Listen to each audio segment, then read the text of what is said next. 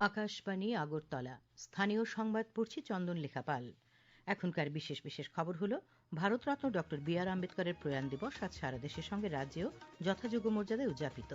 মুখ্যমন্ত্রী অধ্যাপক ড মানিক সাহা বলেছেন, আর্ত মানুষের সেবায় অসামরিক প্রতিরক্ষা এবং গৃহরক্ষী স্বেচ্ছাসেবকদের অবদান অপরিসীম।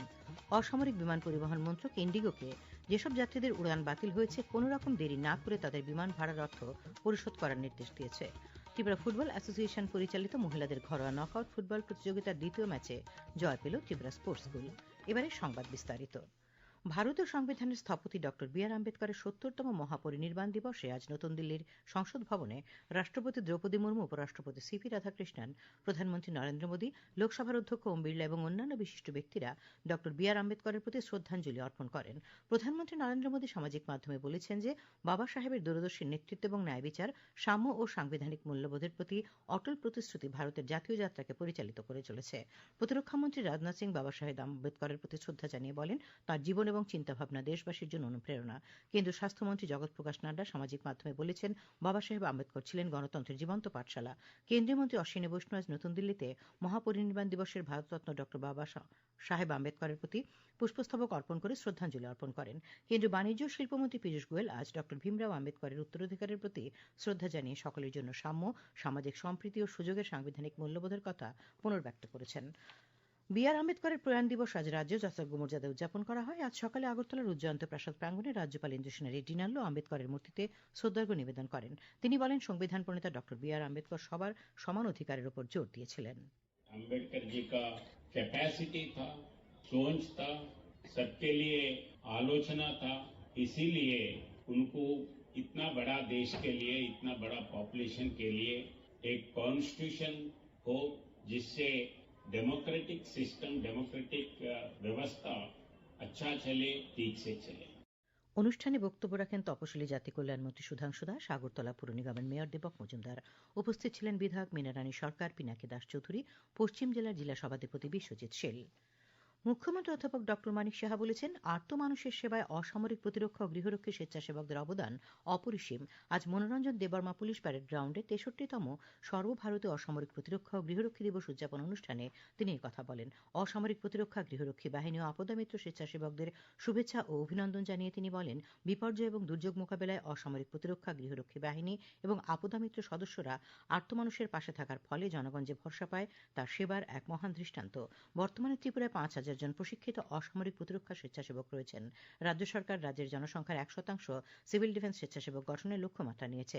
2026 সালের মধ্যে আরও 3,000 অসামরিক প্রতিরক্ষা স্বেচ্ছাসেবকদের প্রশিক্ষণ দেওয়ার উদ্যোগ নেওয়া হবে। মুখ্যমন্ত্রী বলেন, আপদা মিত্রে আরও 1600 জন স্বেচ্ছাসেবককে প্রশিক্ষণ দেওয়া হবে। বক্তব্য রাখেন মুখ্য সচিব জে কে সিনহা, রাজ্য পুলিশের ডিজিপি অনুরাগ। অনুষ্ঠানে এই দিনটি উপলক্ষে রাজ্যপালের শুভেচ্ছা বার্তা পাঠ করেন অসামরিক প্রতিরক্ষা বিভাগের ডিরেক্টর জে.বি. দোয়াতে। অনুষ্ঠানে দুর্যোগ মোকাবেলার উপর শপথ বাক্য পাঠ করানো হয়। অনুষ্ঠানে সড়ক দুর্ঘটনা প্রতিরোধে বাড়িঘরে গ্যাস সিলিন্ডার থেকে অগ্নিসংযোগ প্রতিরোধের বিভিন্ন সচেতনতামূলক কাজগুলি প্রদর্শন করা হয়। আগরতলায় প্রদেশ কংগ্রেস ভবন প্রাঙ্গণে আয়োজিত অনুষ্ঠানে ড বি আর আম্বেদকরের প্রতিকৃতিতে পুষ্পস্তবক অর্পণ করেন প্রদেশ কংগ্রেস সভাপতি আশিস কুমার সাহা। তিনি বি আর আম্বেদকরের জীবনের বিভিন্ন দিক নিয়ে আলোচনা করেন। উত্তর ত্রিপুরার প্রাকৃতিক অহংকার জম্পুই পাহাড়। রাজ্যের পর্যটন মানচিত্রে অন্যতম আকর্ষণ এই পাহাড়ের যাবতীয় সৌন্দর্যের মধ্যে ছবির মতো উজ্জ্বল গ্রাম ভাংমন। এই গ্রামের সুখ্যাতির আজকের ছবিটা আঁকা হয়েছিল প্রায় 70 বছর আগে দূর অজানার কোনো এক বিদেশিনীর কঠোর পরিশ্রমের আন্তরিকতায়। এ নিয়ে একটি প্রতিবেদন। ভাংমন আর পরিষ্কার পরিচ্ছন্ন আদর্শ জনপদের ছবি একে অন্যের নামান্তর। কারণ এই পাহাড়ি গ্রাম আজ গোটা রাজ্যকে পথ দেখাচ্ছে।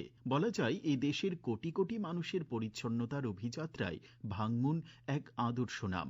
বেড়ানোর মরশুমে পর্যটন সুন্দরী জম্পুইয়ের মুকুটে দামি মানিক্যের মতো পর্যটকদের বিস্ময় ও সম্ভ্রম আদায় করে চলছে ভাংমন। কিন্তু এই গ্রামের উত্থানের গল্প খুব একটা সহজে লেখা হয়নি। 1954 সাল সুদূর নিউজিল্যান্ড থেকে ত্রিপুরার পাহাড়ে পা রাখা লেডি মিশনারি এম কে টার্নারের অবিশ্বাস প্রয়াসই ছিল রূপ বদলের টার্নিং পয়েন্ট। গ্রামের প্রবীণ বাসিন্দা রবিনের কথায়, মা টার্নারই আমাদের সঙ্গে মিশে গিয়ে বুঝিয়েছিলেন পড়াশুনো আর পরিচ্ছন্নতার সুঅভ্যাসের গুরুত্ব।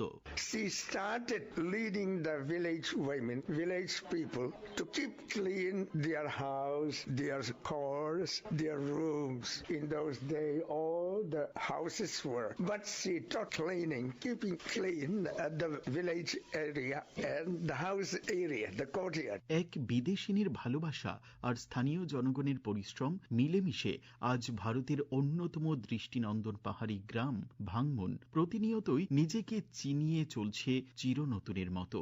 সুমন ভট্টাচার্যের প্রতিবেদন, সংবাদ কক্ষ থেকে রাহুল লোধ, আকাশবাণী, আগরতলা। খবর প্রচারিত হচ্ছে আকাশবাণী আগরতলা কেন্দ্র থেকে।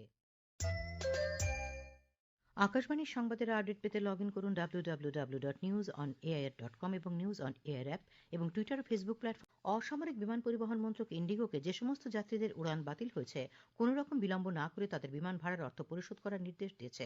মন্ত্রক আগামীকাল রাত 8টার মধ্যে বাতিল বা ব্যাহত সমস্ত উড়ানের যাত্রীদের অর্থ ফেরত প্রক্রিয়া সম্পন্ন করার নির্দেশ দিয়েছে। বাতিল হওয়ার ফলে ভ্রমণ পরিকল্পনা প্রভাবিত হওয়া যাত্রীদের জন্য কোনো পুনর্নির্ধারণ শুল্ক না নেওয়ার জন্য বিমান সংস্থাগুলিকে নির্দেশ দেওয়া হয়েছে। মন্ত্রক স্পষ্ট করে জানিয়েছে যে এই প্রক্রিয়ায় কোনো বিলম্ব বা অসম্মতি প্রকাশ করলে সঙ্গে সঙ্গে ব্যবস্থা গ্রহণ করা হবে। মন্ত্রক ইন্ডিগোকে আরও নির্দেশ দিয়েছে যাত্রীদের কাছ থেকে আলাদা করা সমস্ত লাগেজ পরবর্তী 48 ঘণ্টার মধ্যে যাত্রীদের আবাস বা নির্ধারিত ঠিকানায় পৌঁছে দিতে হবে।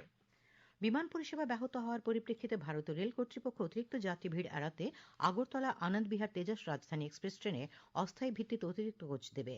আগামী 8ই ডিসেম্বর আগরতলা থেকে 20501 আগরতলা আনন্দ বিহার এক্সপ্রেস এবং আগামী 10ই ডিসেম্বর আনন্দ বিহার থেকে 20502 আনন্দ বিহার আগরতলা তেজস রাজধানী এক্সপ্রেস ট্রেনে অতিরিক্ত একটি করে এসি 3 টায়ার কোচ জুড়বে। এনএফ রেলের পক্ষ থেকে আজ এই খবর জানানো হয়েছে। প্রধানমন্ত্রী নরেন্দ্র মোদীর অনন্য কর্মসূচি পরীক্ষা পে চর্চার নবম পর্বের আগে মাইগভ পোর্টালে দেশব্যাপী একটি প্রতিযোগিতা চলছে। অনলাইন বহু নির্বাচনী প্রশ্নভিত্তিক প্রতিযোগিতাটি আগামী বছরের 11ই জানুয়ারি পর্যন্ত খোলা থাকবে। ষষ্ঠ থেকে দ্বাদশ শ্রেণীর শিক্ষার্থীরা, শিক্ষক এবং অভিভাবকরা এই প্রতিযোগিতায় অংশ নিতে পারবেন। এই কার্যক্রম সম্পন্নকারী সকল নিবন্ধিত অংশগ্রহণকারী মাইগভ থেকে একটি অংশগ্রহণের শংসাপত্র পাবেন। উল্লেখ্য 2026 সালের জানুয়ারিতে পরীক্ষা পে চর্চা অনুষ্ঠিত হওয়ার কথা। ত্রিপুরা ক্ষেত মজুর ইউনিয়নের দুদিনব্যাপী রাজ্য সম্মেলন আজ থেকে সোনামুড়া টাউন হলে শুরু হয়েছে। এই উপলক্ষে রবীন্দ্র চৌমুহনীতে আয়োজিত জনসভায় প্রধান বক্তা প্রাক্তন মুখ্যমন্ত্রী মানিক সরকার তাঁর বক্তব্যে রাজ্য ও কেন্দ্রীয় সরকারের সমালোচনা করেন। তিনি কৃষক থেকে শুরু করে সব অংশের শ্রমজীবী মানুষের অধিকার রক্ষার উপর গুরুত্ব আরোপ করেছেন। জনসভায় অন্যান্যদের মধ্যে ভাষণ দেন বিধায়ক শ্যামল চক্রবর্তী, প্রাক্তন মন্ত্রী ভানুলাল সাহা এবং রতন ভৌমিক। ক্ষেত মজুর ইউনিয়নের রাজ্য সম্পাদক শ্যামল দেব প্রমুখ বক্তব্য রাখেন। চতুর্থ পর্যায়ে নতুন চেতনা অভিযানের অঙ্গ হিসেবে আজ পশ্চিম গণ্ডকি গ্রাম পঞ্চায়েতের কাঞ্চনমালা কমিউনিটি হলে এক সচেতনতামূলক আলোচনা সভা অনুষ্ঠিত হয়। উপস্থিত ছিলেন খোয়াই জেলা পরিষদের সভানেত্রী অপর্ণা সিংহ রায়, পুর পরিষদের চেয়ারপারসন দেবাশিস নাথ শর্মা, TRLM এর ডিস্ট্রিক্ট কোঅর্ডিনেটর চাঁদনী গাঙ্গুলি প্রমুখ। শিশুদের মধ্যে নিউমোনিয়া প্রতিরোধে সচেতনতা বাড়াতে রাজ্যে চালু হল সান্স কর্মসূচি। আগরতলা পুর নিগমের মেয়র দীপক মজুমদার আজ ভাটি অভয়নগর প্রাথমিক স্বাস্থ্য কেন্দ্রে আয়োজিত অনুষ্ঠানে সান্সের রাজ্য ও জেলা ভিত্তিক কর্মসূচির উদ্বোধন করেন। তিনি বলেন, শিশুদের নিউমোনিয়ার মতো প্রাণঘাতী রোগ থেকে রক্ষা করতেই এই উদ্যোগ। সান্স কর্মসূচির মাধ্যমে শিশু স্বাস্থ্য সম্পর্কে মায়েদের সচেতন করা হবে। অনুষ্ঠানে উপস্থিত ছিলেন মেয়র ইন কাউন্সিলের সদস্য হীরালাল দেবনাথ, পুর নিগমের উত্তর জোনালের চেয়ারম্যান প্রদীপ চন্দ, মিশন ডিরেক্টর সাজু ওয়াহিদ। খেলার খবর। ত্রিপুরা ফুটবল অ্যাসোসিয়েশন পরিচালিত মহিলাদের ঘরোয়া নকআউট ফুটবল প্রতিযোগিতার দ্বিতীয় ম্যাচে জয় পেল ত্রিপুরা স্পোর্টস স্কুল। আজ উমাকান্ত মিনি স্টেডিয়ামে অনুষ্ঠিত খেলায় ত্রিপুরা স্পোর্টস স্কুল 3-0 গোলে ত্রিপুরা পুলিশ দলকে হারিয়ে দেয়। এই জয়ের ফলে ত্রিপুরা স্পোর্টস স্কুল আসরের ফাইনালে উঠল। আবহাওয়া।